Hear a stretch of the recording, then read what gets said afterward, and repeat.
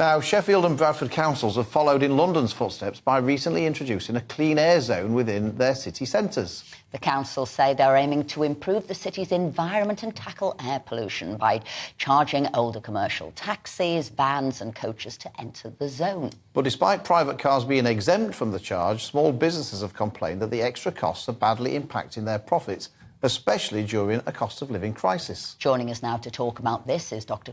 Dunn, a senior lecturer in natural sciences at Bangor University. So, is it about the environment, or is it just about hammering the motorists and an easy way to get cash for the council? Oh, well, I mean, in terms of environmental terms, clean air zones are essential. I mean, they're fantastic. They're reducing our greenhouse gas emissions, but also, even more immediately, improving the air quality of the local area, which we know causes so many health problems.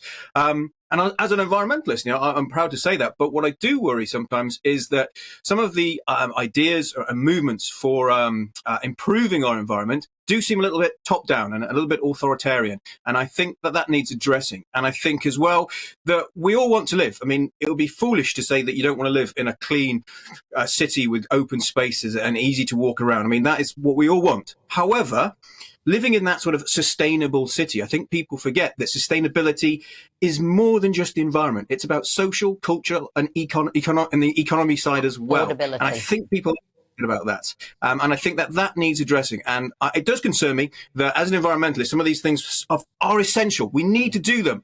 And these clean air zones are popping up now right across the country. We're just showing a map there of where they're springing up.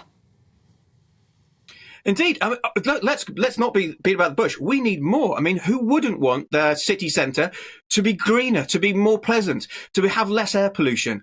But we can't put the cart before the horse. And, we need the infrastructure there. If you want to encourage people not to drive into the city centre, for example, let's have more public transport that's cheap and for everybody. I often hear the argument, oh, it's only a couple of quid to get the bus into the town or whatever it may be. Well, that's fair enough if you're a single person. But if you've got a family and you want to take all your family into the city centre, well, that's a lot of £2. So it's not affordable. And we need to address that. This isn't about people using the bus instead of the car. Private cars have been in places like Bradford and Sheffield exempt. This is about businesses trying to get their produce from wherever it comes from to their shop, and they're basically being charged for the privilege of doing something that's essential. They can't get the bus to move their freight from into their shop or whatever. They've got a trapped market. And of course, the other thing that happens, and certainly happening in Bradford where I am, is that people just go a circuitous route to get to their final destination, avoiding the clean air zone. So you actually have these things spewing out more pollution and polluting across a bigger area for a longer period of time. So it would indicate to me that this is nothing about protecting the environment. This is just simply a way for councils, maybe cash-strapped councils, to raise some extra money. What would you say to that?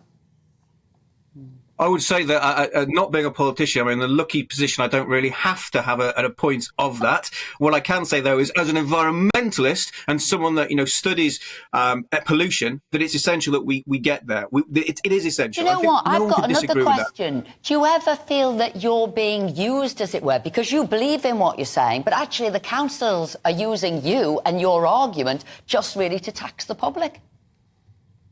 I'm not being a conspiracy sort of person at all. And people thinking like that, I couldn't really.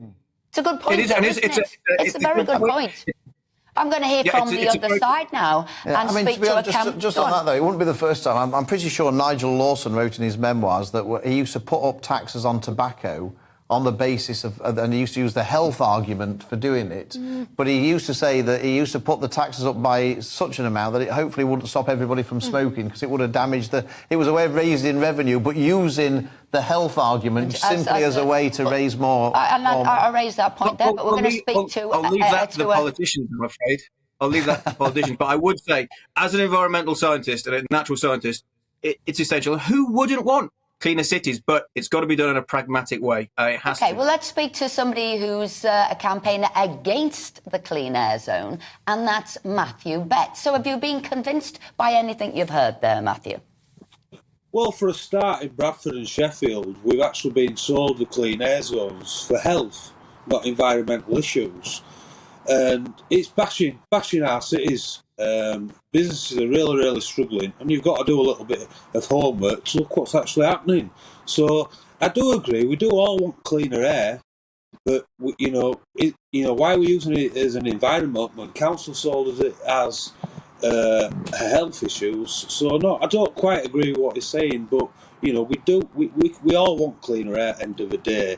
But is this the way we go about it? In Bradford, we've got 250,000 private cars what are exempt to come in and out totally free, and then you've got the vans which have generally got the same engines in as the cars getting charged. It's just a nonsense. Matthew, there's a protest, I think, in Bradford today about the clean air zone. Do you think that the council, whether you agree with the policy or not, do you think that they're motivated for the best of reasons by actually trying to improve air quality, or do you think they're motivated simply by trying to use that as an excuse to raise some money? What do you think their motivation is for doing what they're doing? We've actually monitored the air for over a year now, and we've seen no changes really in the air quality whatsoever. If there had been good changes in the air quality, the Bradford Council would be shouting left, right and centre saying, we've achieved this, but we're not hearing anything. About the revenue, what they're building, I'm not sure if it is a cash cow or what, I'm not sure if the way they've said they're going to use the money is they're going to use it around patrolling schools.